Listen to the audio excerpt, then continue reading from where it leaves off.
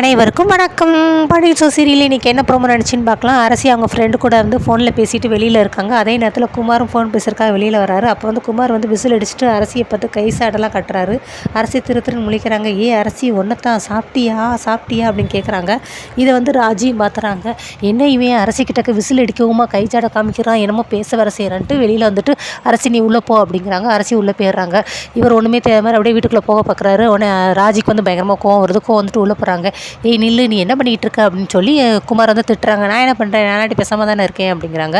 அதெல்லாம் இல்லை, எங்கள் வீட்டு பொண்ணோட நீ வந்து கை ஜாடை கட்டுறது விசில் அடிக்கிறது இதெல்லாம் நீ செய்கிற பார்க்குறேன், என்ன புதுசாக ரூட்டு போட்டுட்ருக்கியா அப்படின்ட்டு குமார் திட்டிகிட்டு இருக்காங்க. கரெக்டாக நேரம் வர கோவப்பட்டுட்டு நீ வந்து வீட்டை விட்டு ஓடி போனவா, இப்போ உனக்கு அது வீடு நான் இப்போச்சாங்க அப்படிங்க. நான் ஓடி போனேனோ நடந்து போனேனோ அது உனக்கு தேவையில்லை, எங்கள் வீட்டு பொண்ணு கூட நீ பேசுகிறத புதுசாக வந்து ரூட்டு போடுறத இதெல்லாம் நிப்பாட்டிக்கிட்டு சரியா, நல்லது இல்லை அப்படிங்கிறாங்க. என்ன நீ வந்து ஓரை பேசிக்கிட்டே போகிறன்ட்டு அடிக்க கையை ஓங்குறாரு குமார். அடிச்சிருவியா, நீ என்ன அடிச்சிருவியா, எங்கே அடி பார்ப்பலாம் அப்படின்னு சொல்லி பேசியிருக்காங்க ராஜி. ஆனால் ராஜியோட அப்பாவும் வந்துடுறாரு. அடுத்து ராஜி பக்கத்தில் அவங்க அப்பா வந்து நின்றுட்டு குமார்கிட்ட கேட்டே என்னடா பிரச்சனை அப்படிங்கிறாங்க. ஒன்றும் இல்லை பெரியப்பா, நான் அடி சும்மா இருக்கேன், இவன் வந்து என் மகன்கிட்ட வம்பு இழுத்துட்ருக்கான் அப்படிங்கிறான் குமார். அதெல்லாம் நான் ஒன்றும் வம்பு இழுக்கலை, இவன் வந்து அரசியை பார்த்துட்டு விசில் அடிக்கிறான், சாப்பிட்டியான்னு சொல்லி கை சாட்டையில் கேட்குறான், என்னென்னமோ பண்ணுறான், அதனால தான் இவன் வந்து அப்படிலாம் பண்ணாத அப்படின்னு சொல்லி நான் வந்து பேசுறக்கா வந்தேன், வேறுபடியும் ஒன்றும் இல்லைப்பா அப்படின்னு சொல்கிறாங்க. இல்லை பெரியப்பா, இவன் வந்து போய் பேசுகிறான்ட்டு குமார் பேசுகிறாரு. நான் ஒன்றும் போயெல்லாம் பேசலை, நான் சொல்கிறது உண்மை தான். அங்கேருந்து கத்தி கேட்டேன்னா வீட்டில் இருக்க எல்லாருக்கும் தெரிஞ்சு 2 வீட்டுக்கும் பெரிய பிரச்சனை ஆயிரும், அதனால தான் நான் இங்கே வந்து பேசுகிறேன், இவனை கொஞ்சம் கண்டித்து வைங்கப்பா அப்படின்ட்டு ராஜி போயிடுறாங்க. அடுத்து பெரியப்பா வந்து உள்ளே போயிடுறாரு. பெரியப்பா நான் சொன்னதுக்கு ஏழுங்க பெரியப்பா வந்து போய் பேசுகிறா அப்படின்ட்டு உள்ளே வராரு. ஆனால் அவங்க அம்மாவும் இருக்காங்க, ராஜியோட பாட்டி. என்னடா இவன் சொல்லிக்கிட்டே வர்றான், எதுக்கடா கோவமாக இருக்கு அப்படிங்கிறாங்க. அவன் என்ன பண்ணான்னு கேளுங்கம்மா, என்னடா பண்ண, என்னடா செஞ்ச அப்படிங்கிறாங்க. நான் ஒன்றும் செய்யலை பார்த்தா, நான் ஒன்றும் செய்யலை அப்படின்னு சொல்லி குமார் திருப்பி பேசுகிறான். ஆனாலும் வீட்டுக்குள்ளே இருக்கிற ராஜி பெரியம்மா, ராஜியோட அம்மா, ராஜியோட சித்தி எல்லாருமே வந்துடுறாங்க. நெக்ஸ்ட் இங்கிட்டு ராஜியோட சித்தப்பா வந்துடுறாரு. என்ன அப்படிங்கிறாங்க. இவன் வந்து அரசி கூட வந்து பேசிகிட்டு இருக்கான், அரசிக்கு விசில் அடித்து கூப்பிட்டுருக்கான் அப்படிங்கிறாங்க.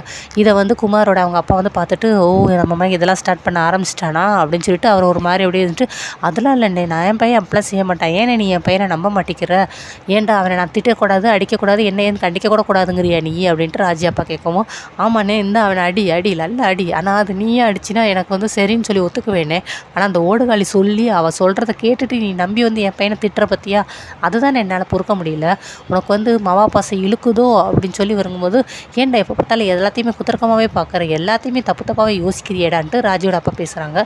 ஆமாண்ணே, இப்போல்லாம் உனக்கு வந்து அவள் வந்து உனக்கு ரொம்ப தேவையுள்ளவளாக ஆகிட்டா, இப்போ நாங்கள் தான் தேவையில்லாத ஆளாக ஆகிட்டோம் அப்படின்னு சொல்லி குமார் அப்பா சண்டை போடுறாரு. பாட்டி வந்துட்டு ஐயோ எனக்கு நெஞ்சு வலிக்குதேடா அப்படின்ட்டு உட்காந்துடுறாங்க. போச்சு இப்போ அதோட நெஞ்சு வலிக்குதாத்தே அப்படின்ட்டு அவங்க 2 மருமகளும் என்ன செய்யுதுன்னு இவங்க இப்படியே சண்டை போட்டுகிட்டே இருந்தால் எனக்கு நிஜமாகவே நெஞ்சு வலி வந்துடும் போலுக்கு, இவங்கள என்ன தான் செய்யனே தெரியல அப்படிங்கிறாங்க.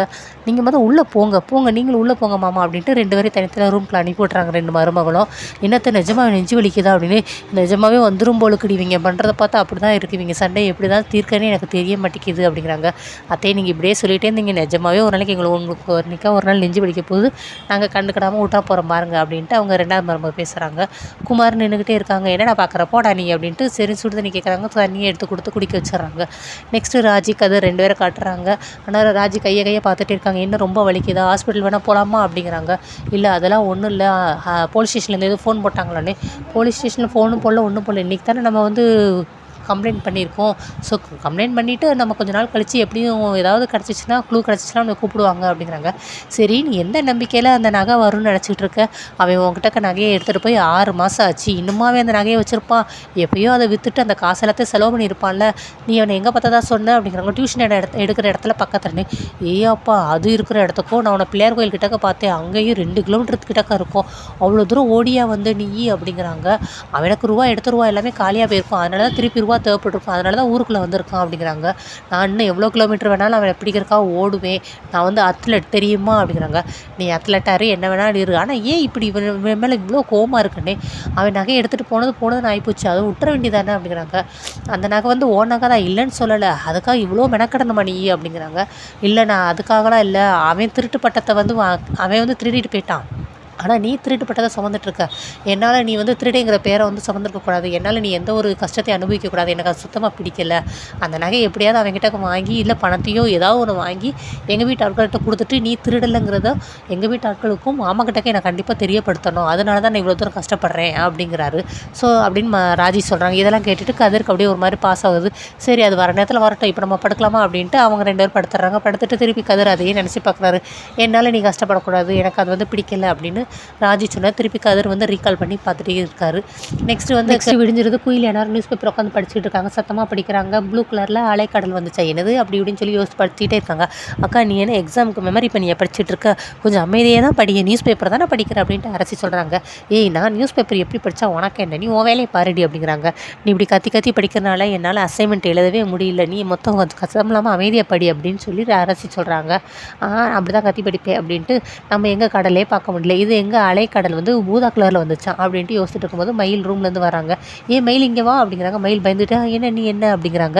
ஆமாம் இப்போ தான் நீ எந்திரிச்சியா அப்படிங்கிறாங்க. இல்லை நான் அப்போதே எந்திரிச்சிட்டேன், துணியை ஊற வச்சு துவச்சி போட்டு வெளியே முத்தத்தை தூத்து தொளிச்சு கோலம் போட்டு சரி போதும் அதெல்லாம் நிப்பாட்டு, எனக்கு ஒரு அழகான ஒரு காஃபி ஆர் டீ வேணும் அப்படிங்கிறாங்க. சரி இந்த போட்டு வரேன் அப்படிங்கிறாங்க. ஆமாம் எப்படி பொண்ணு கேட்க மாட்டியா, என்ன மாதிரி வேணும் கேட்க மாட்டியா அப்படிங்கிறாங்க. சரி எப்படி வேணும் கேட்குங்க.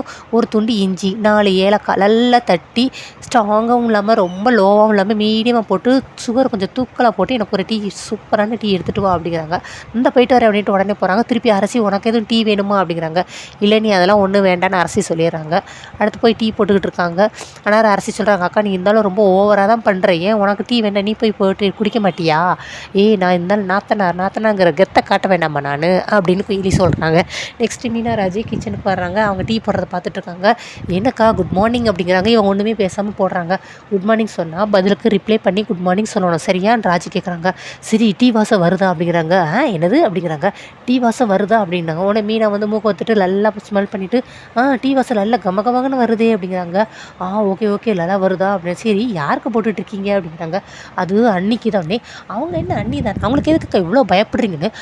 இருந்தாலும் உன் புருஷன் என் புருஷன் இவர் புருஷன் எல்லாருக்கும் மூத்தவங்க அவங்க தானே இந்த வீட்டில் வந்து மொதமாக வர, அதனால் அவங்களுக்கு நம்ம வந்து மரியாதை மதிப்பு எல்லாமே கொடுக்கணும்ல அப்படிங்கிறாங்க. எல்லாமே கொடுக்கணும் கரெக்டு தான், அதுக்குன்னு எதுக்குக்கா இப்படி பயப்படுறீங்க, நீங்கள் எல்லாத்தையும் கொடுப்பீங்க, ஆனால் உங்ககிட்ட எதிர்பார்க்குற அதே விஷயத்தை எங்கிட்ட எதிர்பார்க்கலாம்ல, நாங்கள் அதெல்லாம் கொடுக்க மாட்டோம்ப்பா அப்படின்ட்டு மீனா சொல்கிறாங்க. ராஜியுமேவும் எக்கா இருங்கக்கா, அதுக்குன்னு ரொம்ப ஓவராக பதட்டப்படாதீங்க, பெரிய பெரிய செஃப் முன்னாடி சமைக்கிறவங்களும் இவ்வளோ பதட்டத்தோடு இருக்க மாட்டாங்க, நீங்கள் ஏன் இவ்வளோ பதட்டப்படுறீங்க அப்படிங்கிறாங்க. ஆமாம் பெரியவங்க கேட்கும்போது நம்ம நல்லா பெஸ்ட்டாக கொடுக்கணும்ல, அதுக்குன்னு ஒரு பதட்டம் இருக்க தானே செய்யும் அப்படின்ட்டு டீ காஃபி எல்லாமே போட்டு முடிச்சுட்டு சீக்கிரமாக எடுத்து கொடுக்கணும் தான் வந்துட்டேன் நீ அப்படிங்கிறாங்க. குயில் அங்கேருந்து கத்திகிட்டே இருக்காங்க. என் மயில் இவ்வளோ நேரமாக டீ போட, நானாக இருந்தால் 5 நிமிஷத்தில் போட்டு முடிச்சிருவேன், எவ்வளோ நேரம் போடுறா இவா அப்படின்ட்டு கத்திக்கிட்டே இருக்காங்க. அவங்க சீக்கிரமாக எடுத்துகிட்டு ஓடுறதுக்கு முன்னாடி மீனாவும் ராஜியும் பிடிச்சி நிப்பாட்டி வாயெல்லாம் பொத்திடுறாங்க. மயில் என்ன தான் செய்கிற, காது கேட்குதா கேட்கலையான்னு கத்துறாங்க குயிலி.